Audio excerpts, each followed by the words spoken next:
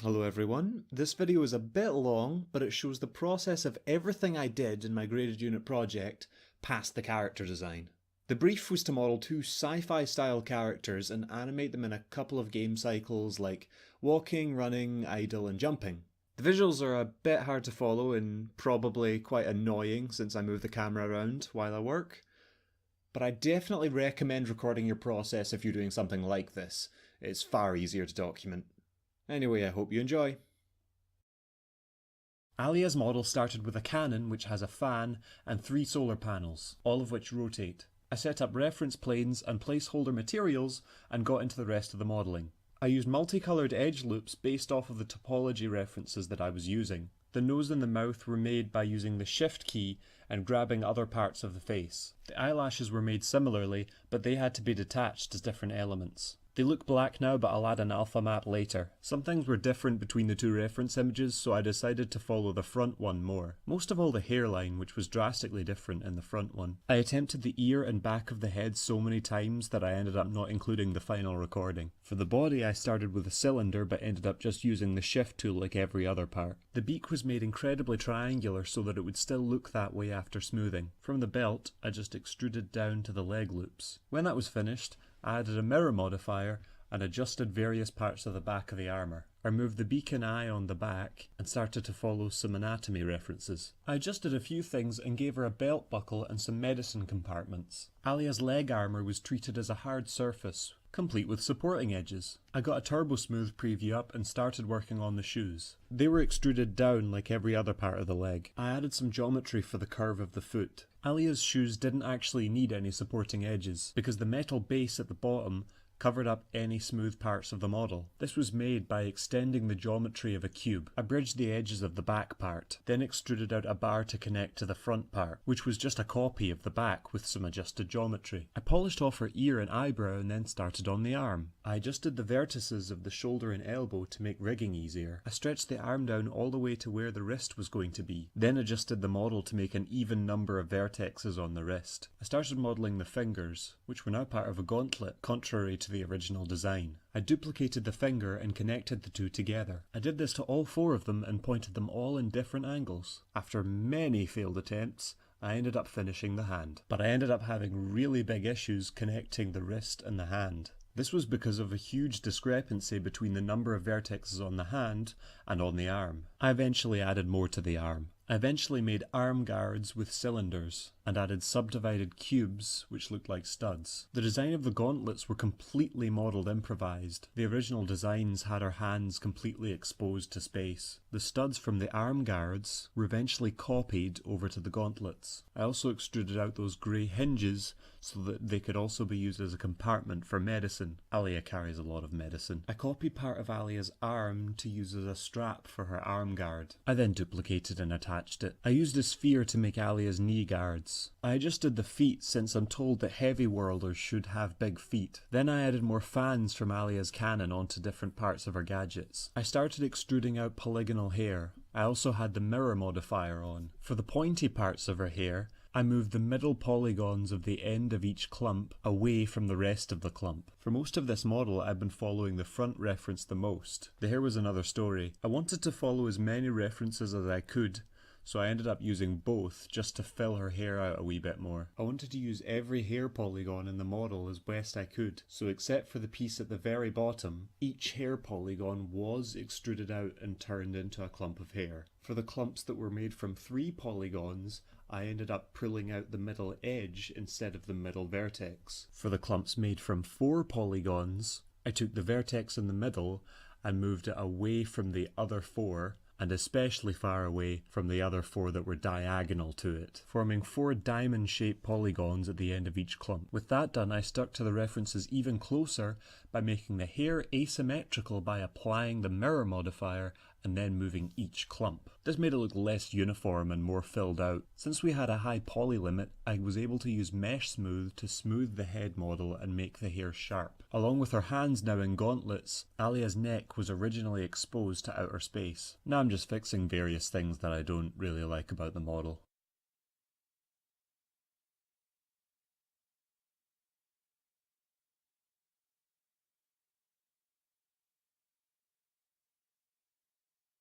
Alia's helmet was made from a cube which was subdivided twice and then split into a top and bottom section. The visor on the helmet's top half had to be able to move down, just so that the helmet was airtight and sandstorm proof. I made a headlight and antenna by copying her knee guard. Each of the green placeholder materials in this model will eventually be replaced with an animated texture which lights up during her resting animation. I chose Mesh Smooth to smooth out Alia's model, not just because of our high poly limit, but so that I could crease various edges where I needed to.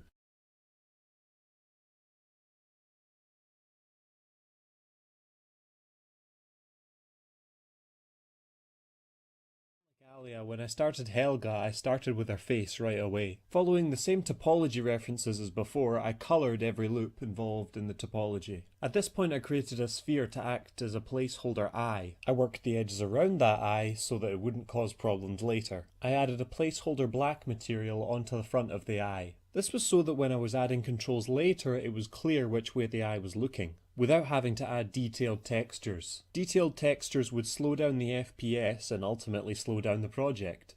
They'll be added later. The rest of the head was made by shift dragging edges off of the side of the eyes. I added a mirror modifier and allowed the viewport to show me the finished result. This made little adjustments like this a lot easier. Throughout this model I very often changed little things like this just to make the face look smoother. The nose's topology was a little bit improvised because I couldn't seem to find many references for nose topology, let alone with my specific edge count. The placeholder texture I'm using here for Helga's lips isn't actually part of any topology reference. They're just placeholder materials I made based off of the reference image. All the textures seen in this video will eventually be replaced, ideally after rigging an animation. After I'd finished modelling the mouth, I'd finished every bit of the head except for the hair. So at this point I make a duplicate of the head model, which I can use as a spare if I do anything wrong. I shift grabbed the edges to work towards the back of the ponytail, and I left 3 polygons out for me to eventually extrude out the fringe. Right now I'm trying to reduce the poly count as we get closer to the end of the ponytail, which is rounded off the same way as Alia's spikes. The fringe was modelled by taking the base and extruding, rotating and generally adjusting each stage of the fringe. I then make some adjustments to the eye and the eyebrow, before moving on to the ear, which is just an extrusion of the polygons I left in its place. I then beveled in some details which would look a lot better once they'd been smoothed. At this stage her face looked too sharp in the middle, so I tried to fix that here. Unlike Alia, I decided to model in some teeth for Helga, which are just mesh smoothed cubes connected at the root. I'll add morph targets for them later. Since this model had asymmetrical morph targets, I needed to apply the mirror modifier. Then I quickly modelled the belt and started on the legs. Like Alia, Helga has some guards which are considered hard surfaces. This area around the legs is one of them. The resulting extrusion was basically just a cylinder which led down to the boots. The boots on the ankle are connected, which makes rigging a lot easier. Unlike Alia's, these boots are one object and the bottom needs to be a hard surface. I shifted and grabbed towards the end of the boot, eventually leading to the spike. Once I was done with that, I took a cylinder and used the cut tool to make Helga's leg guards.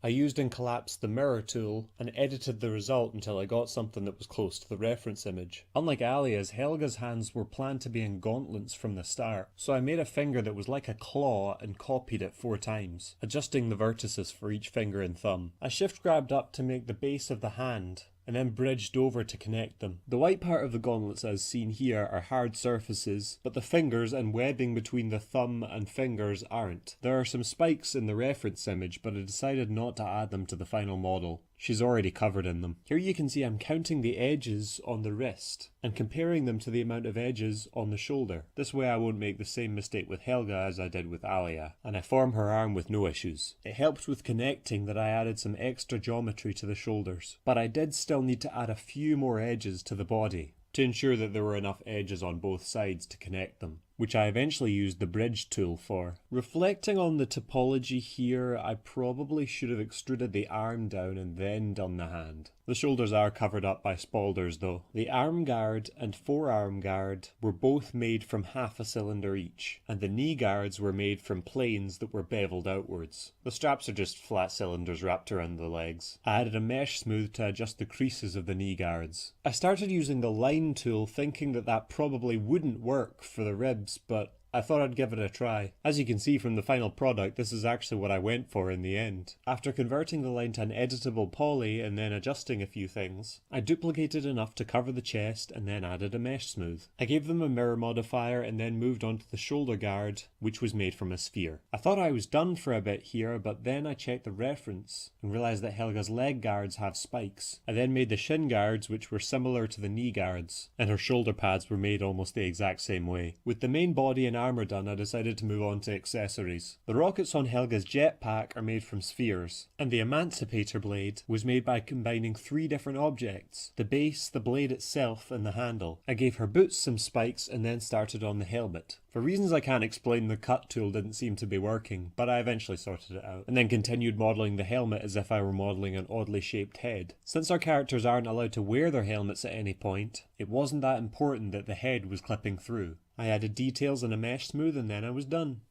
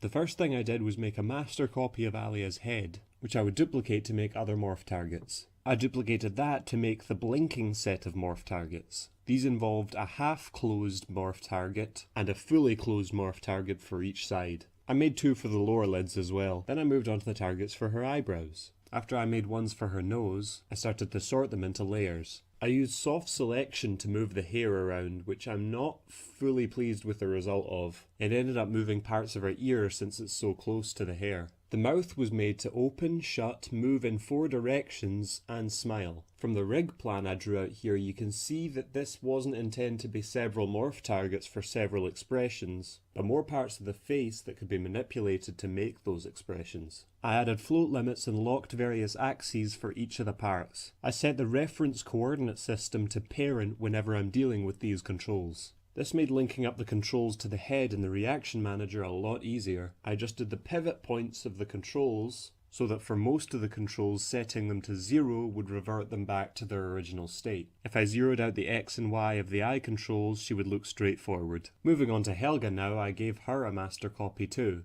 and then moved on to her blinking targets. I learned from my mistakes and started putting her morph targets in groups from the start. Most of the morph targets I tested right away after making them to make sure I could even link them up to the morpher modifier. You'll see here that I changed the mouth and the eyebrows of each morph target to white so that they were more distinguishable while I was editing them. I moved her chin down during the morph targets where her mouth was open. Then I moved on to her hair morph targets, for which I had both sides of the fringe go left and right, and a ponytail which could go up or down. Realised here that I hadn't done the lower eyelid targets yet. Like Alia's, Helga's nose needed to move up, down, left and right as well. They were more or less only going to move with the nose. Helga's mouth had to open and close as well as go left and right too. Luckily we didn't need any phonemes for this specific brief. I drew out Helga's facial control plan long before doing this. As you can see from the plan, I was originally going to have a control for each corner of Helga's mouth. This wouldn't have been practical to implement. I gave Helga 3 different controls for the 3 loose parts of her hair. The eyebrow controls had their pivot points drastically changed so that I could easily set them to 0. For Helga's eyeball controls, I used the wire parameter instead of the reaction manager. I thought that would be easier, but I ended up having more problems the last time, so I ended up using the reaction manager anyway. One of the biggest problems with a reaction manager is that there's no way to sort the masters and slaves into any kind of groups, so it just shows every master and slave in the entire project, which can be hard to sift through. I also had some problems with the other viewport here on the left. It wasn't updating, so I ended up having to make an instance of that head so that I could see that the changes I was making was working. That's all the rigging done for both of the faces, but there were a few things on both interfaces that I needed to add. Helga had 3 extra controls to add and Helga only had 2. Alia's lights needed a control, her helmet's visor needed a control, and at the time I thought her Candela interface needed a control. We'll get to that later, but for now we're doing the lights. We're switching back and forth between GIMP where I'm making my textures and 3ds Max where I'm applying them. I made a texture for when her lights are on and off, and the control adjusts the mix value between the two. I made a morph target for Alia's visor going down, and then started adding text to parts of the controls so that you could tell what they were just by looking at them. I did the same for Helga's, and I ended up linking the text to the controls themselves. Similar to Alia's light meter, I gave Helga an anger meter, which heats up the texture for her blades so that they're red hot. That 4-way control there is for her mouth. There are 4 very specific expressions that she does through the animation that I needed to make this for. It was at this point that I realised that I hadn't added any morph targets for her teeth, despite the fact I'd done ones for her mouth opening. There are actually 3 different morph targets assigned to the roar part of that control, which I set up to progress through as it goes towards that target.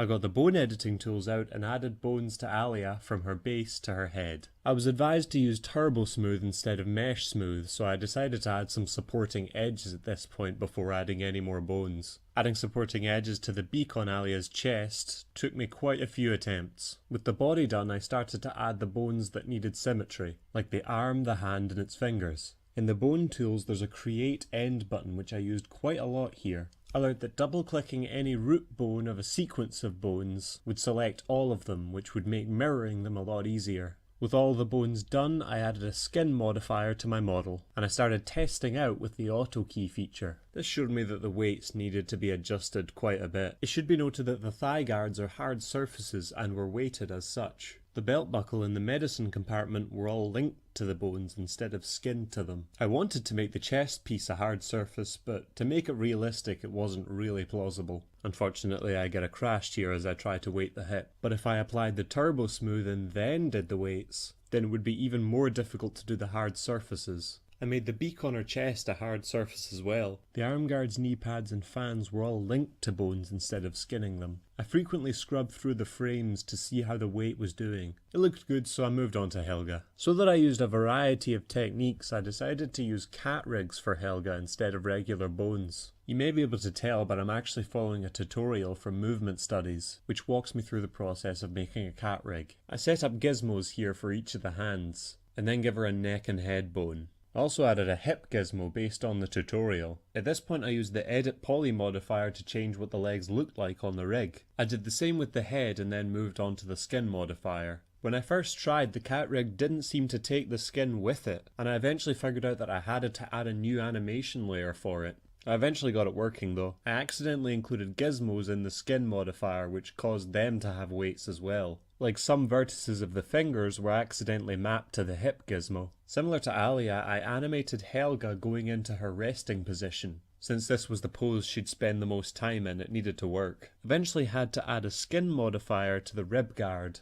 since all of them would be affected by 3 different bones. The forearm guards and elbow pads probably caused the most problems of any object in the scene, because they're both affected by multiple bones. The blade was simple enough though, since I just needed to link that to the hand bone. The rest of the process was basically just looking at what didn't move right and fixing it. When I get to actual animating, it's more than likely that I'll have to change the weights again. Here I'm editing the weights of the rib guards so that they all curve naturally, but I wanted to see if they would look okay if I rotated Helga sideways. So I just added more keyframes. It was also important that the mark I'd made on both the rib guard and the chest was still visible. Here I realised that the jetpacks don't really have anything in their exhaust pipes. I fixed that by capping the loop and cutting across. Here I'm adjusting the weights of the legs and arms. The back seemed to be caving in on itself, so I spent a while fixing that. As you can see, I was still having problems with the forearm guard. It seemed to keep clipping through the other arm. These problems with the arm go on for a while.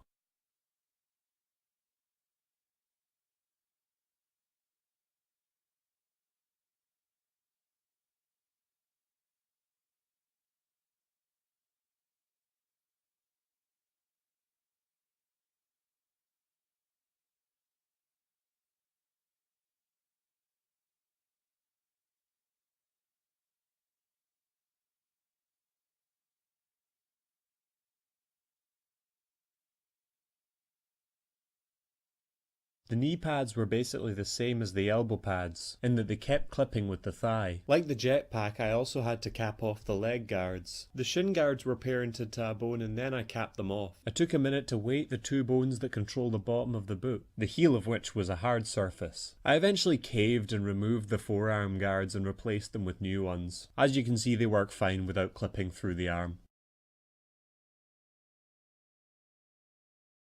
When I started animating, I set up a video reference plane. To set that up, I made a texture with a bitmap image as its diffuse, and then linked the bitmap to a video file. You can see here that a bit of texture work needed to be done before the animation could be started. She was going to have a holographic interface on her cannon, which would lift up the helmet. Eventually I just opted for her spinning her solar panels. Here I did what's called blocking, where the most important frames of animation are made. To choose which ones were the most important, I simply did the poses that were included in my storyboard. Here you can see she's pointing and poking at nothing, so I needed to add a link constraint to the helmet so that it stuck onto the cannon. She's supposed to be pressing the button on the side of it to turn the lights on. Due to the way I rigged Alia, I had to point her elbow in a certain direction and then point her hand in a certain direction. I also chose not to add any controls to the main body, so here I have to rotate the head manually. I used the hand control to point the cannon toward the ground, so that I could deactivate the cannon and drop the helmet onto the floor. Since I haven't added the turntable yet, when Alia drops the helmet I link it to the world as opposed to linking it to the turntable. I was able to rotate Alia's hands due to an orientation constraint, Moving on to the walking cycle now, I mainly used the storyboard images as reference rather than my actual reference footage. This was because I mainly walked on the spot during my reference footage. I also wanted to exaggerate how much her back arches during the walk cycle. You see it less in the animation, but I tried to make an effort to really sell the weight of the cannon and show that her free arm moved a lot more than the one with the cannon bound to it. When it was time to move the other foot, I basically mirrored the two legs and just adjusted the timing so that they were each stepping when they should be. When I was blocking most of my animations, I went into the curve editor to make sure there were no in-betweens. But to test that this walking animation worked, I had to turn that off. I simply moved the hip bone up and down at the highest and lowest parts of her stride. This nitpicking goes on for a wee bit longer.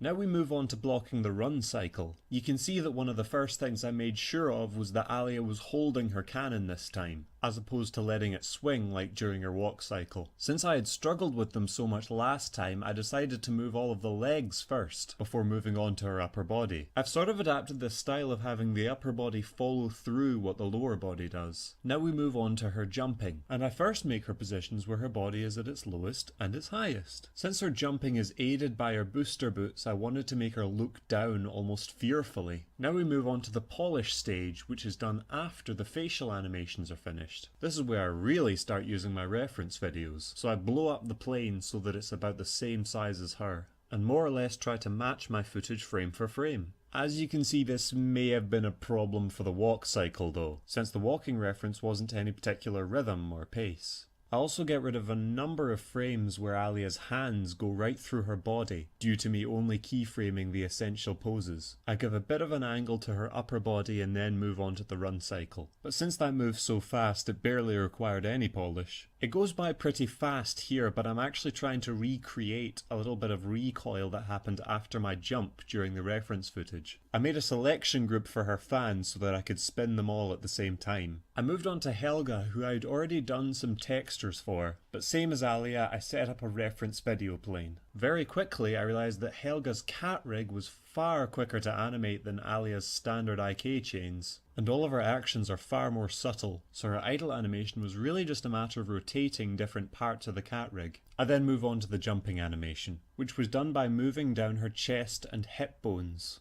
The cat rig did most of the rest, but I had to move the arms myself. I made sure that when she landed she had her blades pointed forward, as if she had just pounced toward an enemy.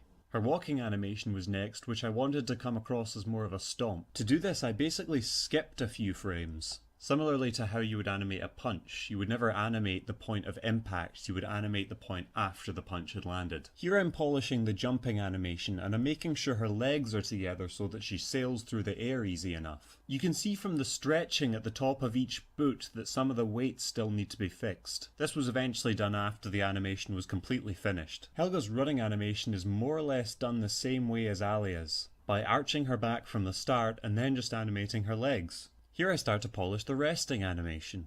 In fact, there's not much to comment on between now and 5:37.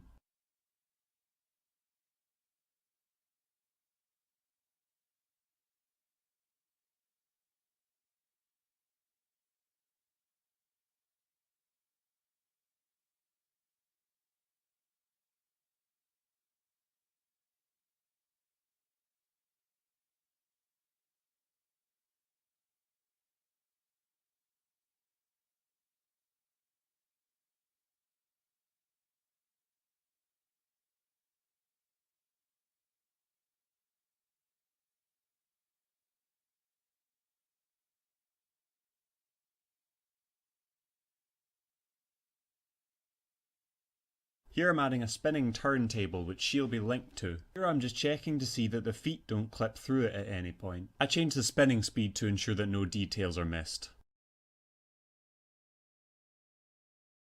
To get started with the facial animation, I moved the reference video plane over to an instance of Alia's head. This was next to her facial controls, since sometimes the other viewports don't quite update fast enough. I took photographic reference of my own face, but I decided to use the storyboard images instead, since they were based off of the photographs. What I'm doing here could be seen as blocking, as seen in the body animation video, but I very seldom go back to polish this facial animation. It should be noted that I've frozen parts of the facial rig that I'll never use. I also ended up moving the pupils closer together so that she looks more like she's looking at things rather than past them. Other than that, I was simply trying to recreate what I had drawn.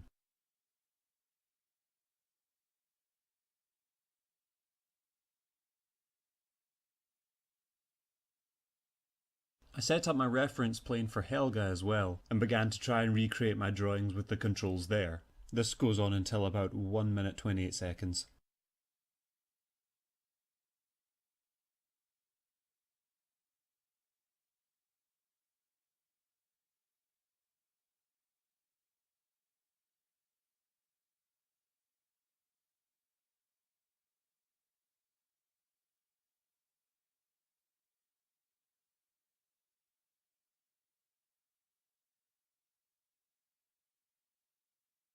With all of her other facial animation done, I ran into a problem with Helga's eyes.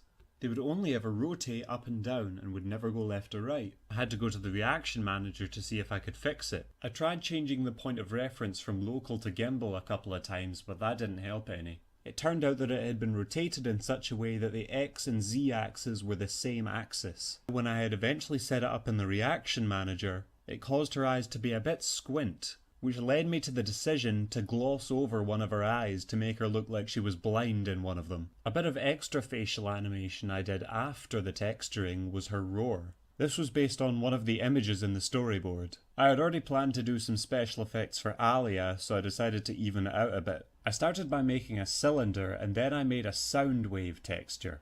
I made the cylinder a cone and slapped the texture on. I then linked the cylinder to her head bone so that it would follow her as she moved. Learning from my previous graded unit, I knew that I could animate UV maps, and I did that to make the sound waves look more lively. The texture doubled as an alpha map, which I animated. I had to change the sound wave texture because they didn't look sharp enough. I then made a texture for these sharp red zigzags, which would go in a smaller cylinder inside the current one. I animated the inner cylinder by rotating all of its UVs at once.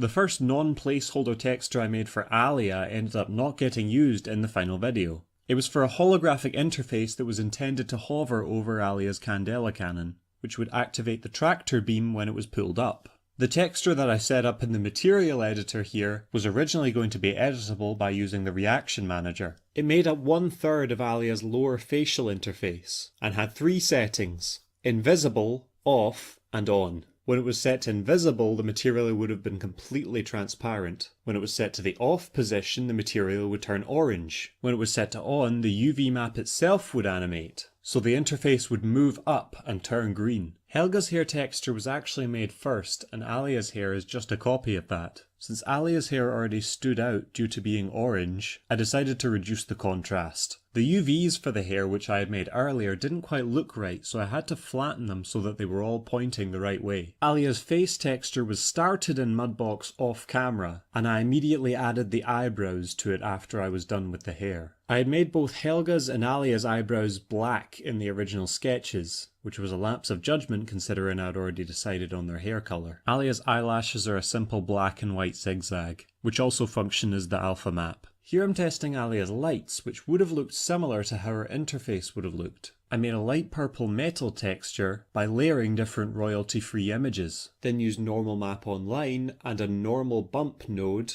to attach it to the existing material. Next, I take a royalty-free grey metal texture and add several filters to it to make it look purple. Here I'm applying and test rendering the materials I've made. The grey metal texture was made completely from scratch. by using a noise filter in GIMP and blurring it. At this point of the process I was certain I was going to be using scanline, but later on I changed to mental ray. I go back into Mudbox here to make the bump map for the leg guards. For its diffuse map I plan to combine the two diffuse maps of the existing pink and purple metals. I had to correct the UVs of Alia's left leg guard. I used the blur tool to make the shadowy effect that you see between metals. Here I'm beginning to test the look of the mental ray metals. I'm frequently going between materials and rendering here, just to see what they look like. Here I blur the bump map of the leg guards to make the sharp part a bit sharper. I'm using the frame where Alia turns on her lights to test my render since it has the most unique lighting. I then moved on to the eyeball, which is just a series of circles on different layers. They went through a couple of iterations since the first ones looked too creepy. I wanted to have a blurred red ring around Alia's eyeball, but due to my own limitations that I had set myself for her colour scheme I couldn't. I tried giving her an orange one, but that looked even worse, so I opted for none at all. The bird beak on the front of her chest is actually just the purple metal material turned orange, and the black material from the fans is actually the same material from the lights when they're turned off. I modified a cloth-like material for the less armoured parts of her suit. Then I added the new metal materials to the old boots that I had made in Mudbox off camera. I used to have a high displacement map on the boots which caused them to poke through the bottom here. With all of them done, the only thing sticking out now is the untextured belt buckle. You'll see more about the creation of that later, but it was really just Helga's belt buckle texture turned orange. I could call the textures finished here, but I wanted to add some battle damage to the cannon.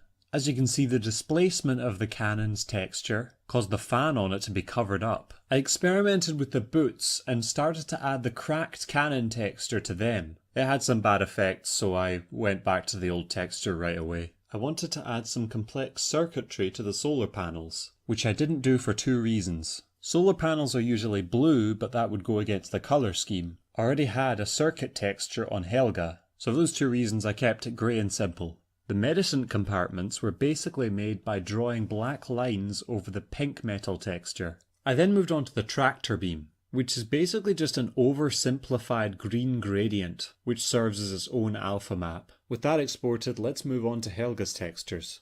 I started with Helga's face, and in hindsight I could have done the UVs better. The outer side of the face takes up far too much space here. The rings around the eyes were made with a low hardness brush. Then I made the mouth and the eyebrows. The black eyebrows here are placeholders until I have a hair texture finished. Here I'm making the black line down the middle of Helga's chest armour, and the UVs seem to be giving me a couple of issues. The line was getting thinner closer to the top, and the dots that would eventually be the metal studs were quite badly mispositioned. If I were to do this again, I would probably model the studs instead. This struggle with the UVs goes on for a bit, so I won't talk until about the 527 mark.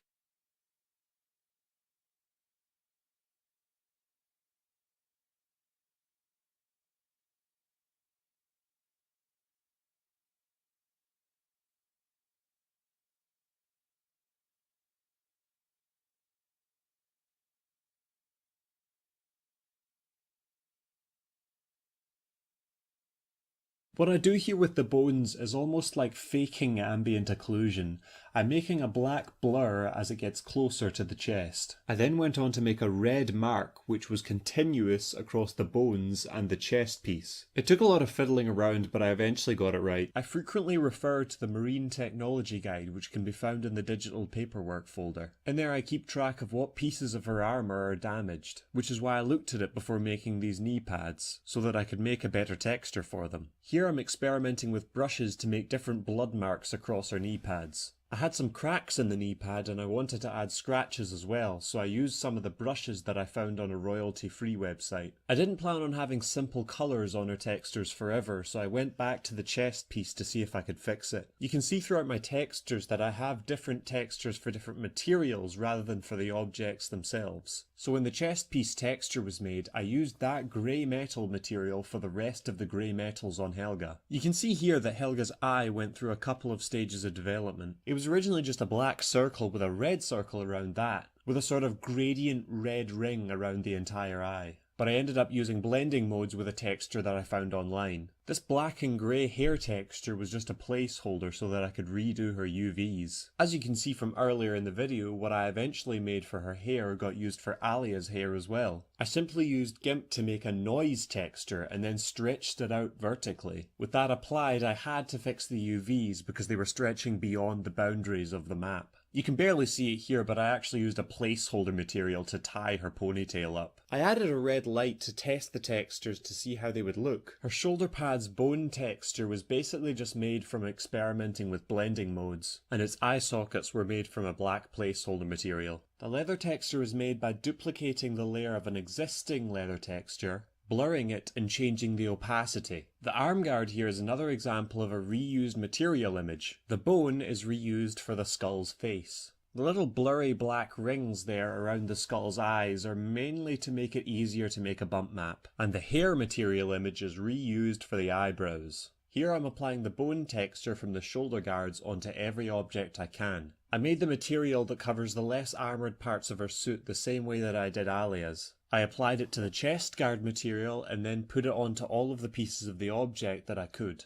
The next texture I made was for the fingers of her gauntlets, the bits of her leg underneath her leg guards, and her shin guards. It was a dark metal texture, and I drew on black lines to make the joints of the fingers and the gauntlets more prominent. It took me quite a few tries to get the fingers right on the parts of the texture that I wanted, so that the joints would line up with the black lines. Now we're on the texturing that I did after the animating, starting with Helga's scar on her eye. I blur the scar for a second here so that I can export it into the Normal Map Online engine. Normal Map Online uses the lightness value in an image to calculate a normal map, so if I hadn't blurred it then it would have looked like a huge drop in the middle of her face. Here I decided that the hair needed a normal map as well, so I needed to add the hair normal map to the face normal map for its eyebrows. I made the shin guard texture from the light and dark metals that I'd already made, and then adjusted the brightness and contrast so that I could make a specular and normal map from them. I then do the same thing for the bone texture. Then I make one for the leather while I'm at it. The next texture I make is the eyes for Helga's helmet. I wasn't really thinking right when I started out by making duplicates and duplicates of glowing red lines on a black background. I realized later that I can just take one or two of them and just tile the map. After I make the bump map for her arm guards, I experiment a bit with the normal bump node. It gave me various options to flip the red and green and X and Y, and I eventually found a result I'm kind of happy with. The texture seems to have a shadow that's twice as strong as any other one, which I still don't understand now. Here I'm making a logo for the Marine Corps, which I intend to use for the intro, but more importantly I'm also using it for the belt buckles for each of the characters. I encountered a problem earlier on with Helga's eye where one wasn't quite facing the right way. Here's where I decided to take an alternative approach to the problem by making her blind in one eye. I could call it a creative decision, but I probably wouldn't have done it if I knew how to fix her squint eye. The next texture I make is for her helmet, and it's really just a minor modification of the bone texture so that she has rings around her eyes. Last to be done was her emancipator blades. Now most of this was done already because it's made of materials that I've already done, but I did plan to give her a broken circuit board at the base of the blade. So I drew over her reference drawing in a higher resolution. I then added in a stock image of a computer chip. Not only were the blurred black lines around the wires important to make them look like they had depth, but it was also important for me to make a normal map later on. Now I planned for the blades to be last because I intended to texture the jetpack with existing textures, but I decided that I wanted to add some of the detail that you can see in the reference image.